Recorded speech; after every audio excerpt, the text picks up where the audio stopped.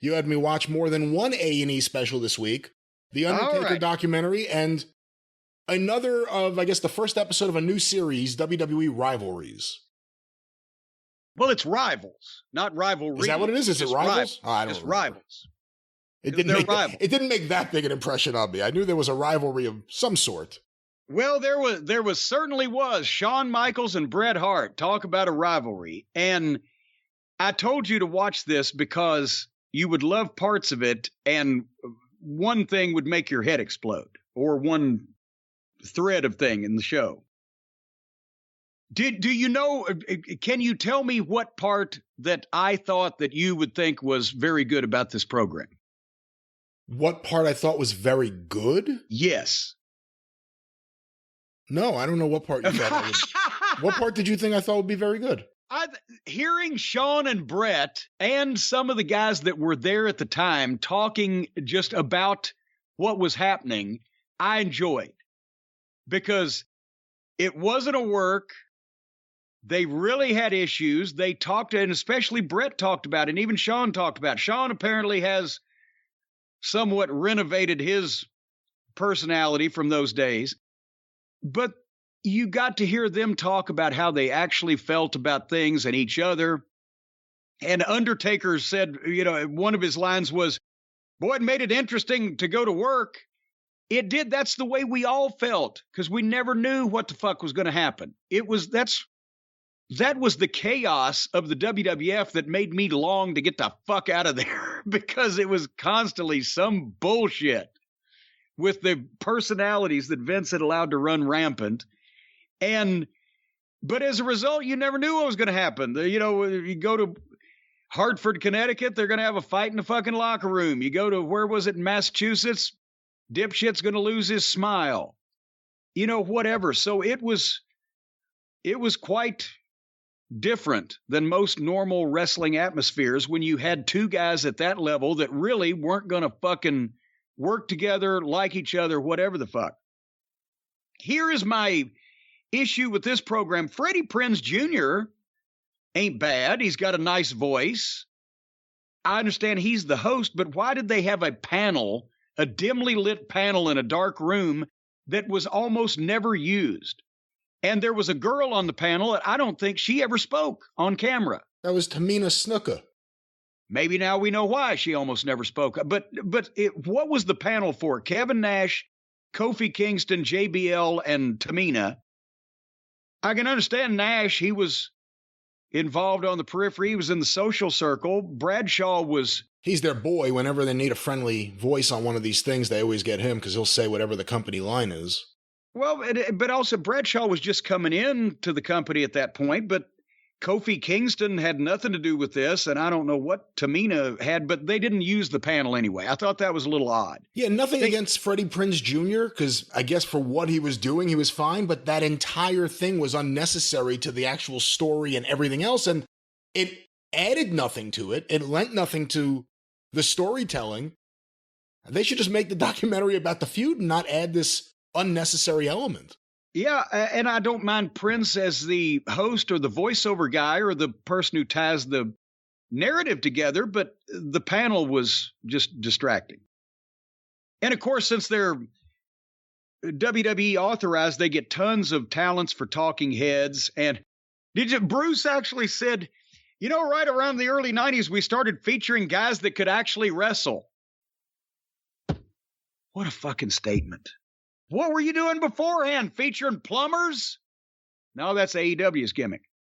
He's the worst. I'll say this again. He's the worst on all of these things. They used to, when they put out the DVDs, there were two guys, Bruce Prichard and the Brooklyn Brawler, that just always said things that were ridiculous. Bruce would say them in a very disingenuous way because he's trying to sell people on these bullshit ideas the same way Vince does. But the Brooklyn Brawler would just repeat the company line, but with these things, that's the problem with Bruce. He's the guy the company picks to go out there and do these things, and he comes across as being incredibly dishonest in everything he says. Well, that's because, like Vince, I said earlier, Vince won't do these things. Every once in a while you get a comment, but he ain't going to sit down there for a few hours. And Bruce will say whatever. He's Vince's surrogate, and that's the company, line or company, story on it. And we're going to see in a little while that this bit him in the ass bad. Baghdad Bob. But what I liked about this program, besides Shawn and Bret speaking about each other, was the action footage. And I mentioned before, not only the editing and the production, but just the footage. It blows what we're seeing today away. That's why these shows are popular, because people can look back and go, shit, that looked like grown-ass adult men beating the shit out of each other. Or the people were in the arenas were excited, jumping up and down, the chaos in the ring, the guys knew it.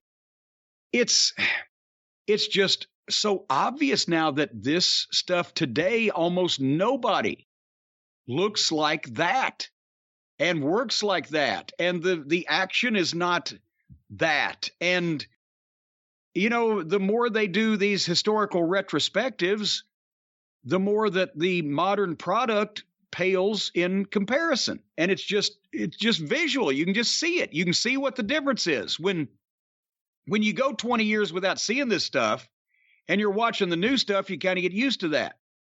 And then you go back and you see some of these highlights, you go, oh, holy shit, no wonder. I just got reminded. Anyway, Bruce mentioned that the first ever 60-minute time limit draw in the Iron Man match was unprecedented. That had never happened before.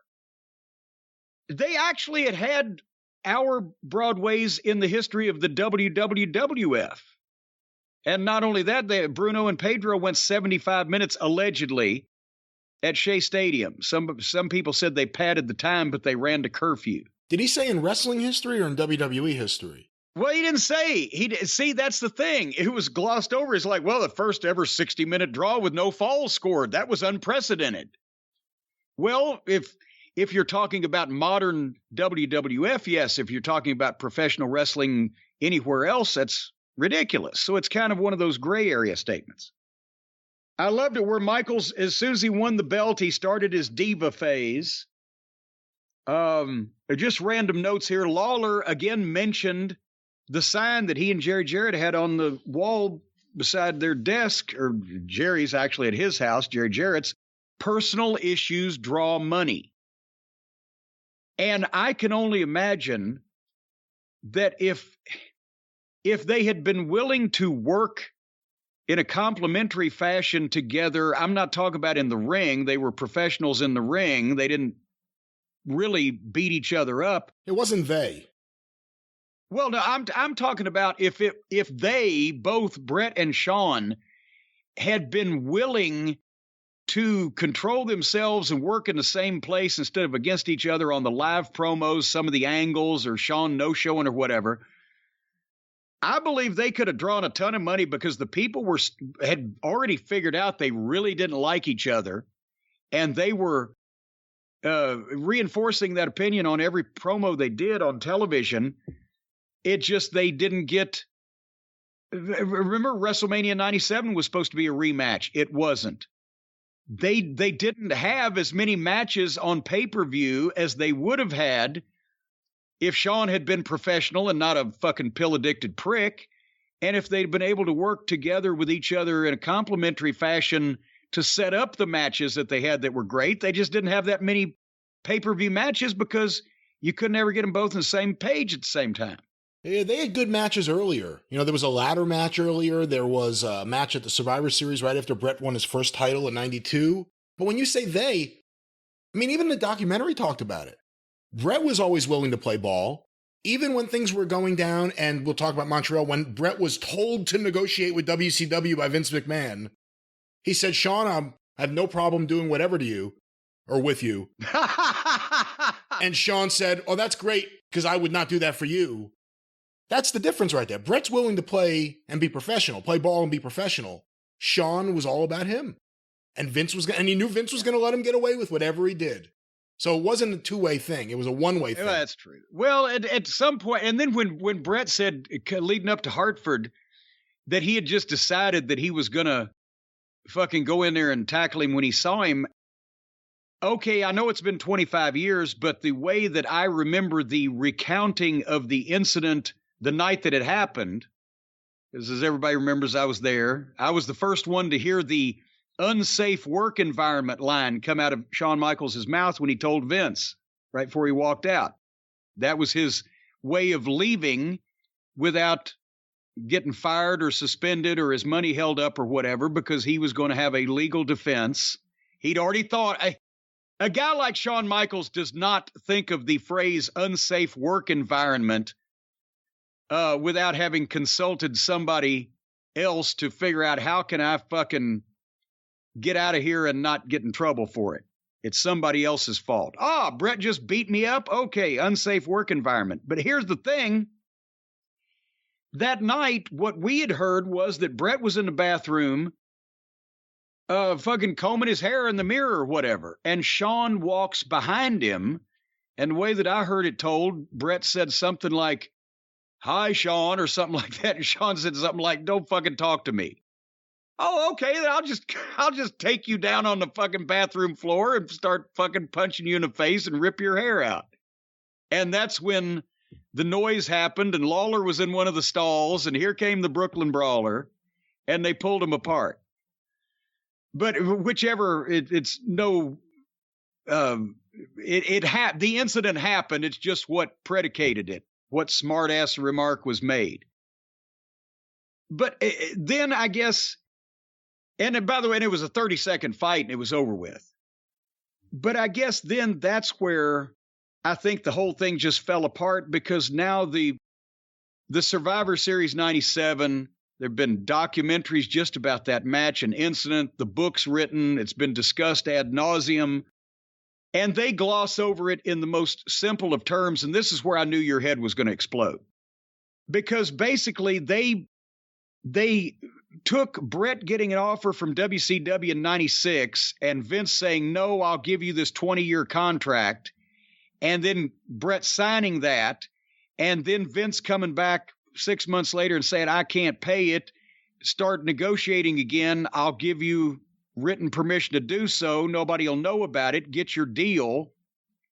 And then to the last 30 days of Bret's run in the WWF, they conflated all that together into what you would. Oh, by the way, there's Tom Drexler now is underneath the office with a power saw. Can you hear that? Oh, I could hear that. That's Uncle Tom right now. But anyway, they put it all into it sounded like a 6-week period where all this shit just happened. And it was a fucking over a year. So that was a little kabuki-ish, as they say. And then they not only had Bruce, which I'll get to in a second, but they had Triple H saying, well, there was no way we could allow Bret Hart to leave with the WWF Championship. Well, he wasn't going to leave with the title belt. We've already established that. He was going to leave as champion, and that was the bone of contention. And I don't know why that they continue to try to frame this narrative as Bret was going to show up on Raw the following Monday live with the title belt and call himself the WWF champion, or Nitro, you know what I'm saying? Yeah. That was not only was that not going to happen, but Vince, I heard from Vince's mouth, the words, "I trust Bret not to do that."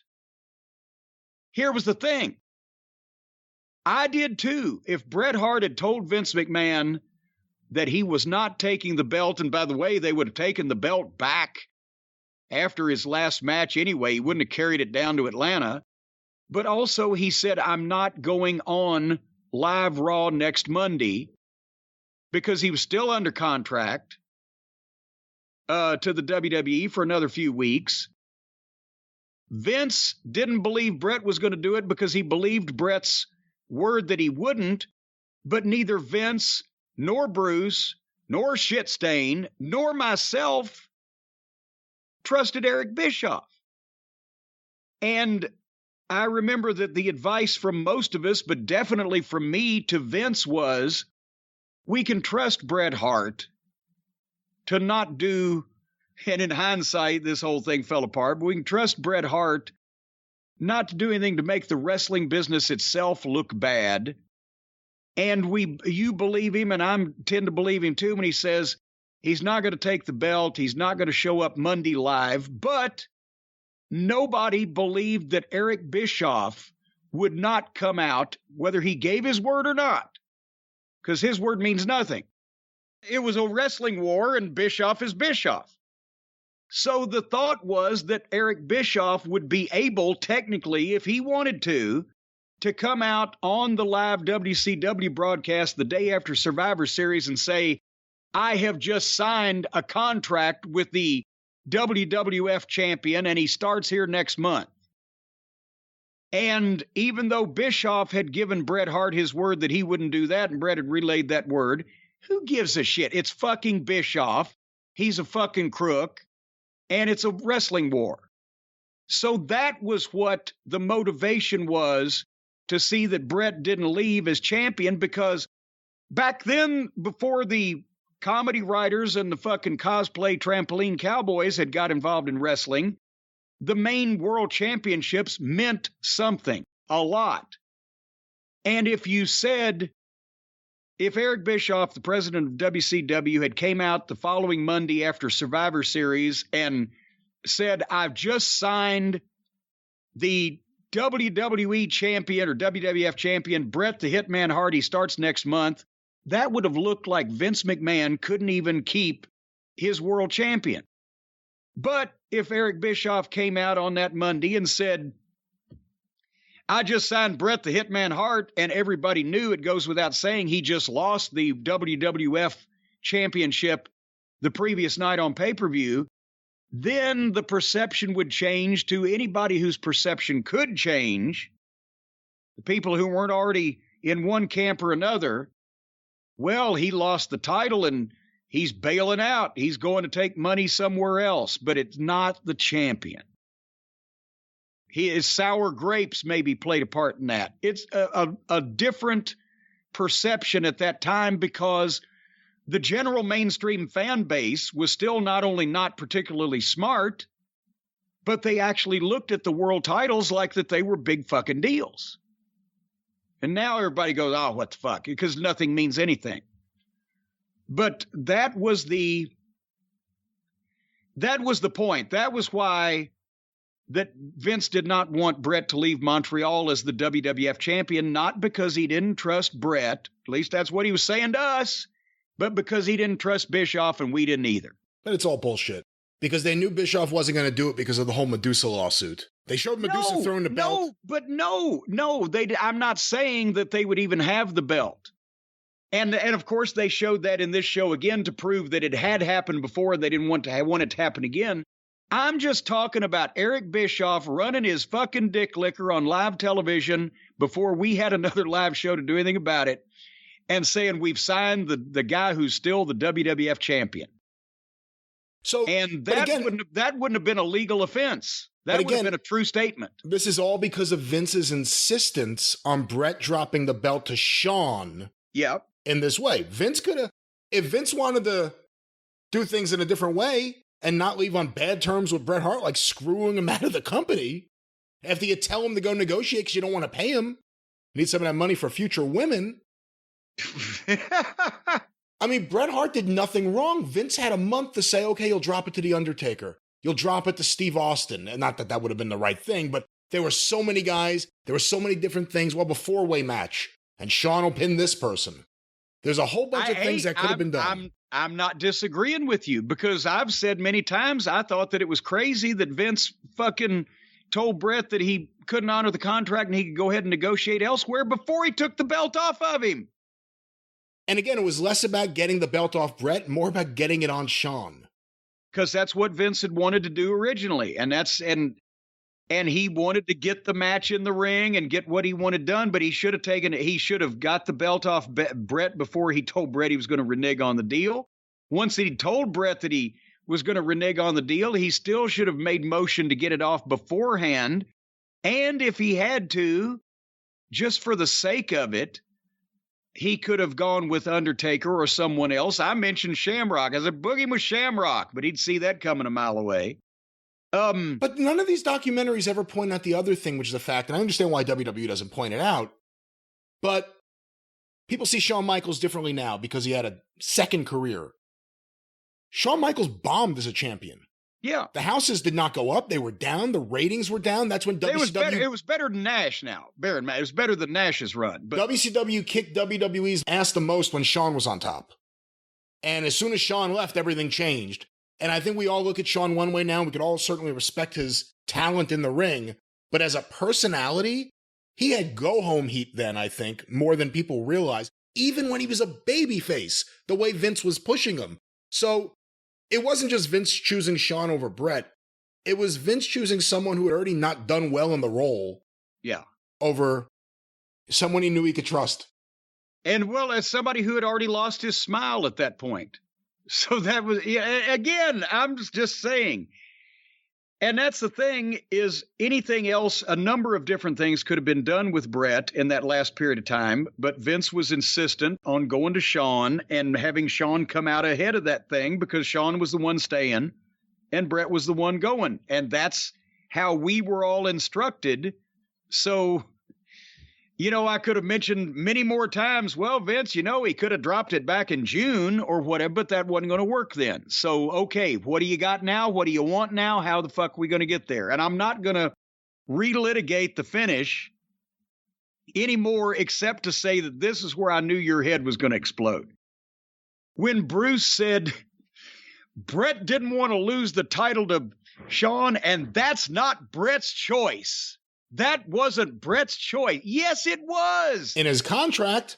Because the contract that Vince gave him, he had creative control for his last 30 days because he anticipated that there would be some kind of hoo-ha going on at what point he ever left the company. And that's why that was put in there, and Vince agreed to it. So they never said that. Again, they just have Bruce saying, well, it wasn't Bret's choice. It's our title. Well, no, it was Bret's choice because of the clause you wrote in the contract that wasn't in anybody else's contract and wouldn't have been in Bret's except Vince gave it to him. That made it his choice. So now you've painted yourself into the middle of a silo. Not a corner, but the middle of a silo. You got no place to go that's legal, moral, or ethical, which is why the double cross came in. Bret's such an amazing wrestler, one of my favorites of all time, but what an amazing guy, because he should be so much madder than he really is, because they're still lying about this shit in their documentaries about him. They still can't just tell the truth. And now he's on it, and they're still lying. Yeah, but that's where Bruce said that. I said, Brian Last's head's going to explode because you're immediately going to say, no, it was his choice. And see, that's the thing. I've never before heard Bruce Prichard's honesty questioned. As a matter of fact, I've never even heard it mentioned. But in this case, so anyway, they had the match, they had the sharpshooter, they rang the bell, the reactions from talent, and then Freddie Prinze kind of closed it up saying, this is the moment that changed wrestling forevermore. And that's the moment that I said I should have kept my fucking mouth shut and let them figure out their own finish. But that was WWE Rivals. And coming up, the biography is on Goldberg coming up. I can't remember what the next Rivals is, but I know unfortunately, we're going to have to skip one WWE Rivals episode, Brian. Have you seen, they've advertised 4. Have you seen the one that was the last one they advertised? No, actually, chronologically at least. I didn't see any of them, so no, I don't know. Okay, well, they advertised 4, and the last one on the list was Stephanie McMahon versus Brie Bella. What? They're doing Shawn Michaels and Bret Hart. I think they're doing Undertaker and Mankind. They're doing something else. And Stephanie McMahon and Brie Bella as an hour-long documentary on a rivalry. That's smart. Actually, I'll give them a lot of credit. That's a good move. In what way? Not for the viewers, certainly. Yes, it is. Well, think about what's in the news. You have the daughter of Vince McMahon versus what is she? The stepdaughter of John Laurinaitis. Oh, shit. Well, maybe now, but they've been doing this show for a year. Do you think they knew about it that long ago? And a run-in from the fathers-in-law? Or maybe, what are the mothers-in-law going to say about this? Eve Arden and Kay Ballard, what do the mothers-in-law have to say about this? Anybody out there 70 years old, fans of situation comedies from the 60s? You're rolling in the aisles with laughter right now. I did see they announced a biography of the Bellas. Will John Laurinaitis be in the biography? I bet you he might have been in the original version, but maybe not the final cut. But can you imagine that? An hour of A&E network programming devoted to Stephanie McMahon versus Brie Bella. Like does anybody remember that even happened? No one gives a shit about any of that. The Bellas have like a career that in their heads makes them legends, but to other fans, it's like they were the transition between the early divas and the women who knew how to wrestle. Yeah, when the girls were the shits. Well, first the girls knew how to wrestle. Then Laurinaitis was in charge of talent relations, and it became a fucking strip club. And then now the girls can wrestle again, but now Laurinaitis is back. Well, but he's gone. So, but yeah, there was that point in there. The lingerie catalog sniffer himself was signing up plenty of all the women on the roster, like, forget about even like historically anything you could pull up, which, you know, they really didn't push women until Vince decided he was going to be single one way or another. But like, of all the women who have been there, I guess Trish and Lita, I'm sure Charlotte, I'm not even sure which one would be the Charlotte feud, but to go with Stephanie versus Brie Bella is a bit ridiculous. Nepotism is. Why do you say that in Dusty's voice? Nepotism. Well,